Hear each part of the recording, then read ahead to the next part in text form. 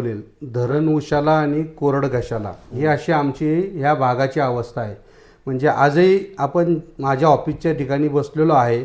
आजही Dhayari bus stop असेल, उंबऱ्या गणपती चौक असेल, आजही त्या ठिकाणी सोसायट्यांमध्ये अनेक ठिकाणी पाण्याचे टँकर मागवावे लागतात। म्हणजे हे किती मोठी शोकांतिका आहे।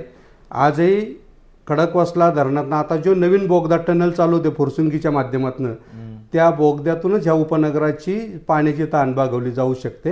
कारण जो समतल आपला भाग आहे, कॅनॉलची परिस्थिती खाली आहे आणि ही गावं सगळी वरच्या दिशेला आहेत किंवा ती उंचवट्यावर थोडी बसलेली आहेत, त्यामुळे पाण्याचा फ्लो सुद्धा त्या पद्धतीने मिळत नाही। त्यामुळे जो आता येणारा जो एक भूमिगत टनल होतोय, त्या टनलच्या माध्यमातून पाण्याची गरज 100% या भागाची पूर्ण होऊ शकेल। आणि त्यासाठी मी विशेष प्रयत्न करणार आहे की बाबा कोल्हेवाडी, किरकटवाडी असेल, दाहिरीचा परिसर असेल, रायकरमाळा असेल किंवा नऱ्या असेल, किरकटवाडीचा भाग किंवा उर्वरित तो खडकवासल्याचा उर्वरित भाग आहे, इथे पाणी पुरवठ्याची प्रचंड अडचण आहे।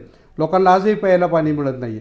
त्याच्यामुळे त्या योजनेचे काम चालू झालेलं आहे। त्या योजनेच्या माध्यमातून आम्हाला 100% त्याच्याशी महानगरपालिकेशी पाठपुरावा करून आम्हाला पुढे जावं लागेल।